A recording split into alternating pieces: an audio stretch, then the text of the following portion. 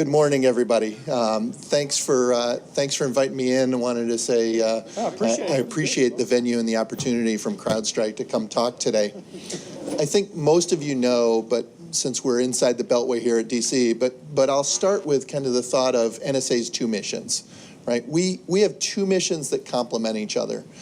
A lot of people know about the foreign intelligence mission, and that provides insights into the direct threats as well as the intentions and capabilities of our adversaries, right? We look at what others are intending to do, what they're doing, and then report on it. And we help push that reporting to other federal partners like DHS, FBI, others. And we also then use some of that opportunity to shed the light onto the tradecraft and techniques and capabilities that are hitting across commercial and government systems. But we also have a mission to provide solutions to defend national security systems. Those are the systems that handle classified information, that do things like nuclear command and control, the warfighting systems, all of the systems that the military relies on. So we handle some of the most sensitive data of the federal government and the military. And the experience working across both of those two things has given us unique insights into the threats we face, as well as the things that keep us out when we're trying to do that same thing to others.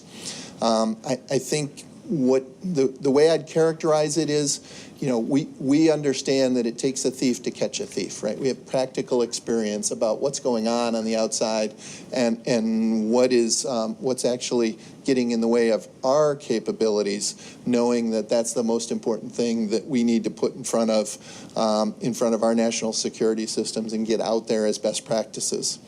So we're seeing four trends in this area. We're seeing the high-end cyber threat activity continue to get much more sophisticated, right? So the folks that are good are getting even better. They're coming up with new and novel ways to do exploitation and disruption and other things.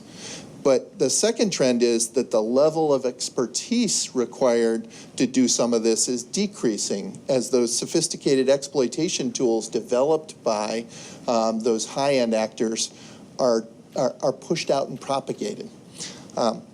So it may sound a little bit strange that we're saying the high end is going up, but the level of expertise required is decreasing. That's because one small group or one individual even coming up with a new and novel technique, they can have an asymmetric amount of influence, and their knowledge and creative ideas can be passed on to others, picked up and replicated. So the third trend we're seeing is this move toward disruption, right? The idea that in the cyber environment, things are getting knocked down, getting taken down. Physical world is being influenced from the cyber world.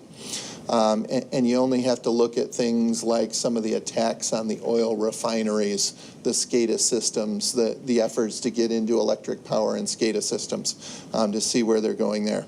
And then finally, the one that really has been a major focus this year is certainly the growing use of information operations leveraging cyber intrusions. So it's not directly only a cyber activity, but if you can go in and steal information, compromise it, leak it, expose it, or create doubt or disruption in that environment, it can be leveraged in ways to influence, right? And the best example of that is the work that went on against our elections.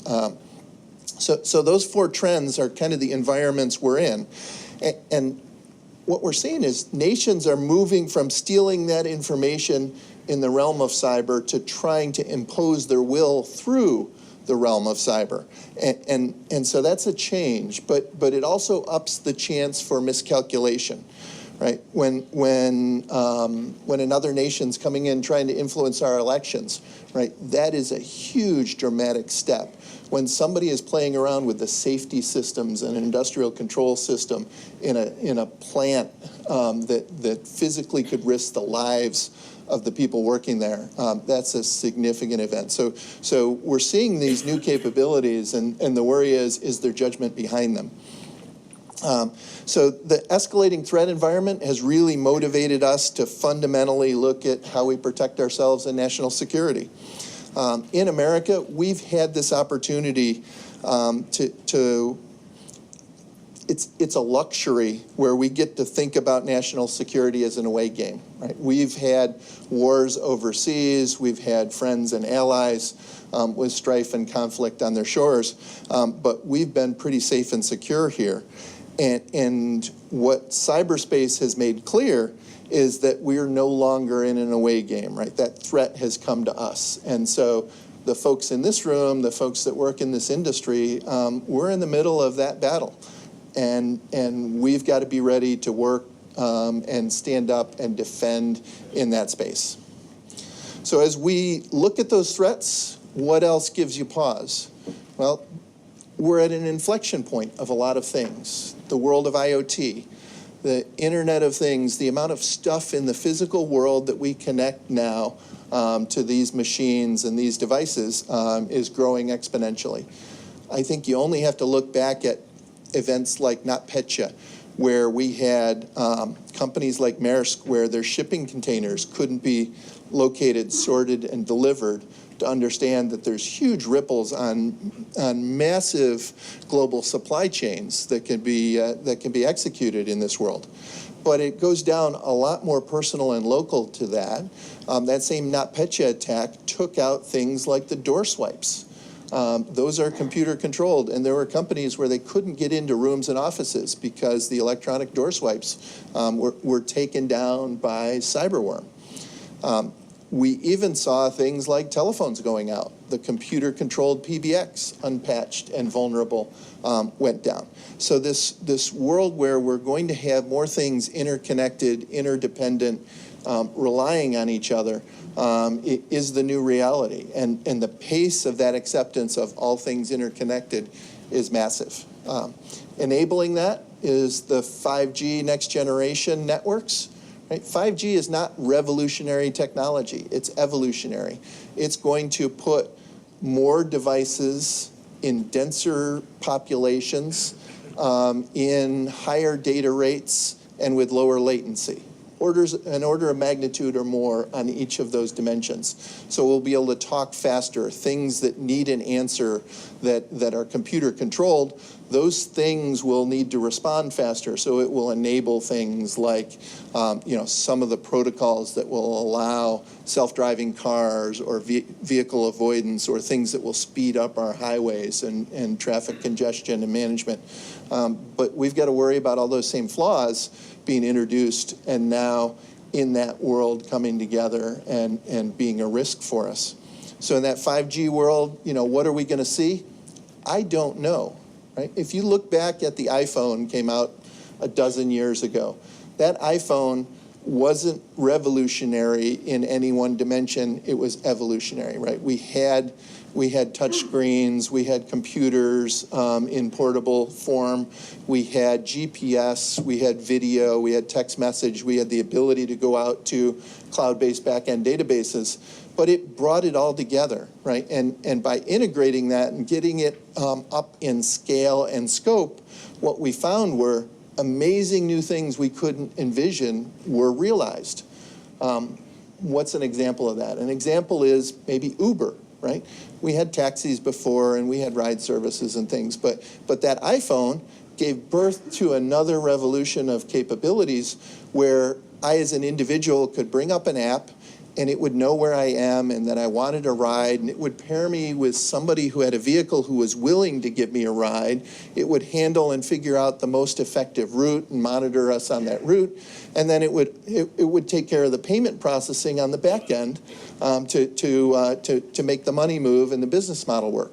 So across all of that, right, the people who invented the iPhone couldn't envision Uber.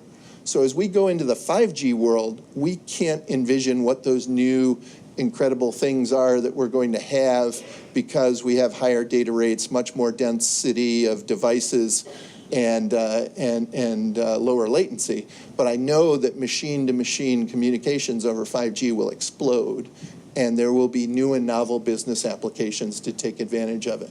And so that's part of what's behind all of the concern you see us talking about in the what should we trust, what must we trust, how do we secure our supply chain in the 5G world, It's not about the confidentiality in that world.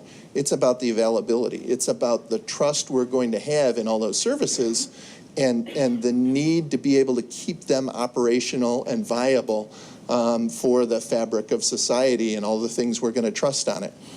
So we've got all of that world. And then you step back and say, how are we doing in cybersecurity? Well, across a lot of it, we're not doing so great, right? We're not doing so great. And there's examples each and every day of where we see flaws and risk incurred because of how well or poorly we're doing cybersecurity.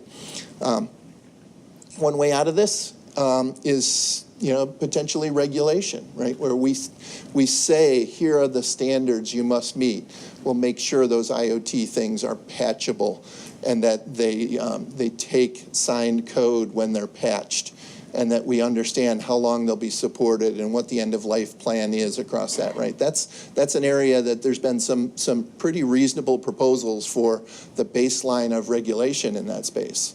But I'd say there's a big difference between security and compliance, right? If you do compliance for regulation, you must be this high to ride the ride, right? You're able to get through, but that regulation, that compliance doesn't equate to security. It's the bare minimum you ought to be doing. Those checklists are necessary but insufficient. So, we've got to find a way to understand that if you do impose regulation, that's not the place it stops, that we as professionals have to figure out what we must do, not what we should do above what we must do. And a recognition that over-regulation can hamper that innovation. So figuring out where to do that split is really important. But there's a series of things I do know, right? I don't know where that next generation IoT is going. I don't know the new services on 5G. I don't know, what the new and novel attack is going to be next year. But I do know that there are some basic things we can and should do that'll make us all much more secure. And it really comes down to a couple simple pieces of advice that, again, take you out of 90, 95, even 98% of your risk space. The first big thing is you've got to know your network, right? You can't defend what you don't know. At NSA, one of the things that makes us so successful is we will put in the time on the offensive side to understand a network better than the defender who owns it, better than the developer who has a piece of technology in it. Why do we do that? Because that's where you're going to find the things that are implemented not as they intended, but as they are, right? So the thing that was plugged in that wasn't part of the IT plan, all that shadow IT, the things that are not upgraded, right? I can tell you, I know in one government network, there was a really great push to get everything patched and upgraded. And when we went and looked in a red team about, where was the risk surface, there was one of those digital signs out in front of the building that was running Windows XP, right? Connected to the network. It wasn't part of the IT, it wasn't part of the patching plan, but it was there, and it was an entry vector. I expect many of you heard about the casino floor that had a digitally connected fish tank, an internet-connected fish tank, and attackers came through, found a way into the network through the fish tank that controlled and monitored the temperature and cleanliness for the service company, and they pivoted through there to exploit the casino and actually steal funds, right? So those kind of things, those things that are there but are unpatched, uncontrolled, unmanaged, bring you a set of risk.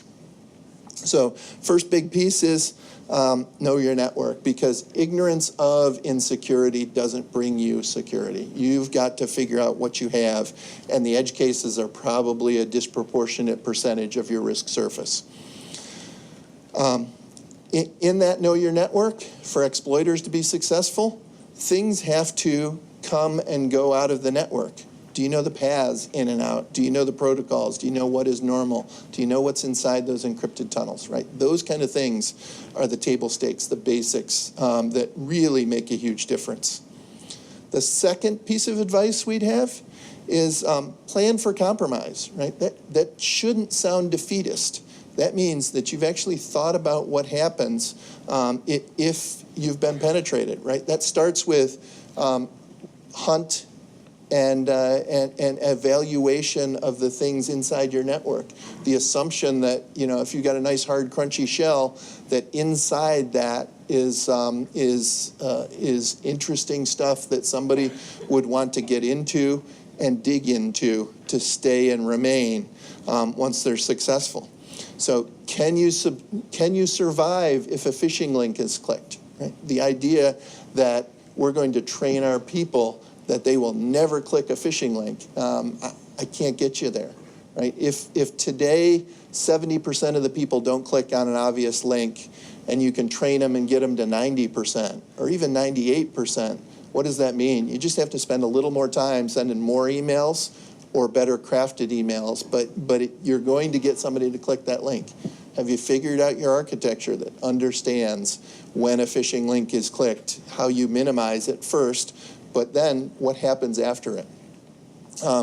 Are there technical controls throughout the environment that really plans for that eventuality? Because the humans are the weakest link, right? They're the people who are going to want to bypass security controls, do something that's easier.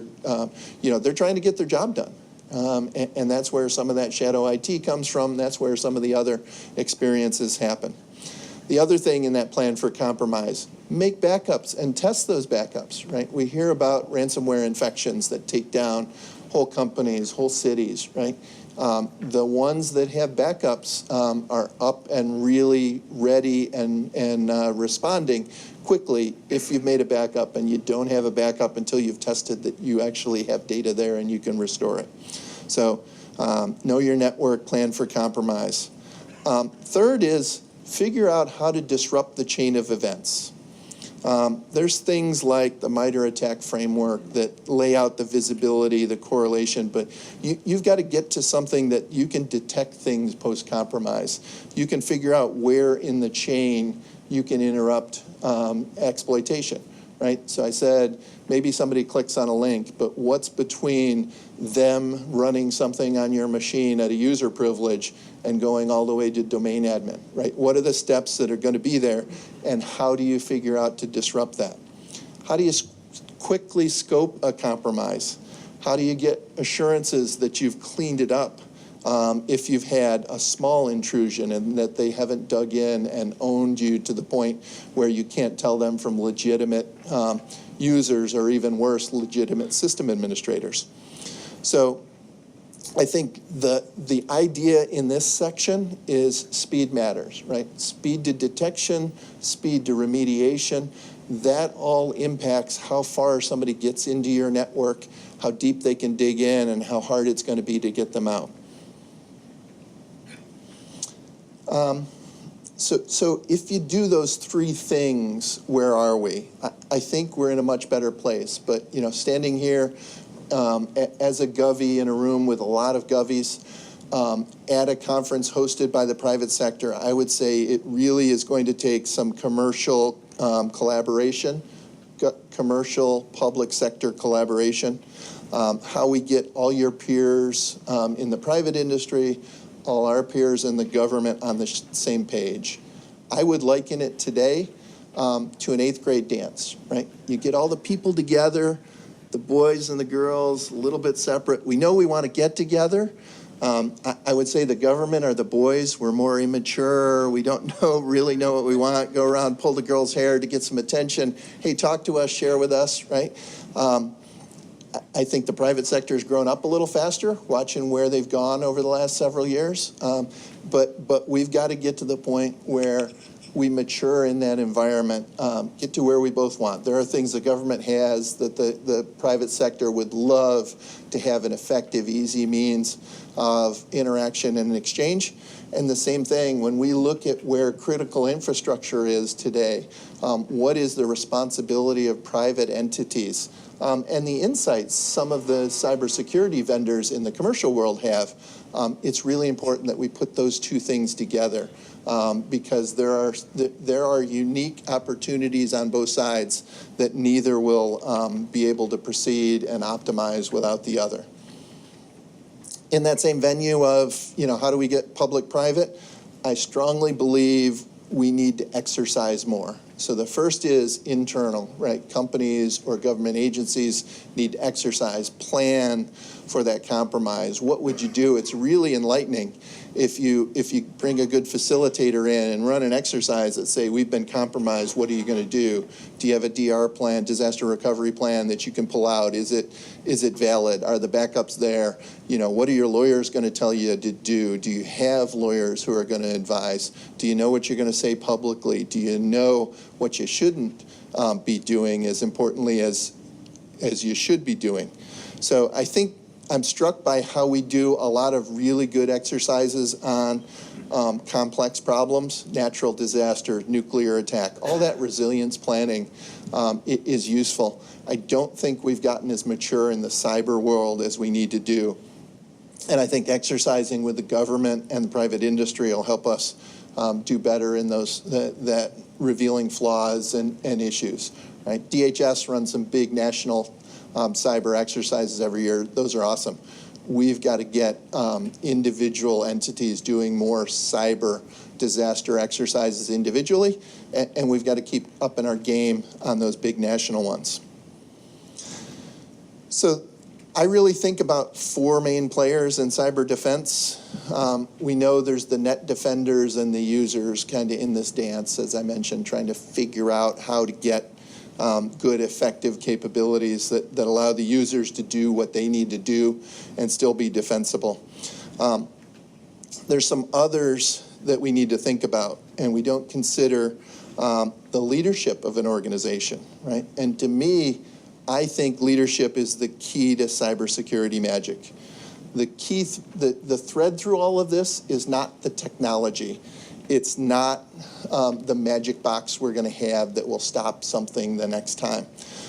We really know what we should do, right? There are some pretty core fundamental things, but it's hard. It costs resources, and done poorly, it impacts that user experience.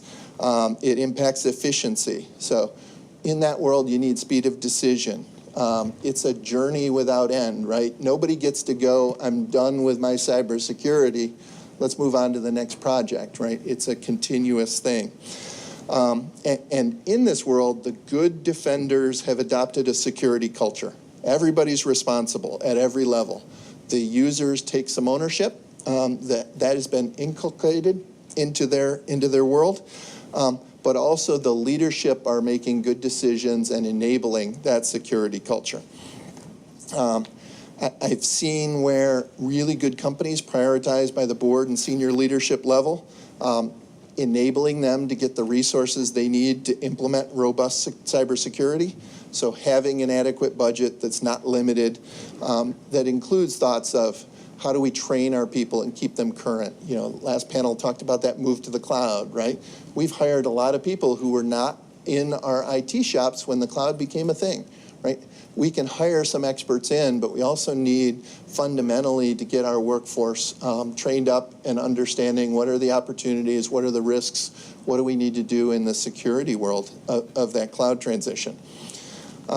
It also is recruiting the right people, right? Leadership is going to be the key to recruiting and figuring out, are we going to be competitive in that recruitment of the talent we need? And authorizing the procurements and purchases of the next thing.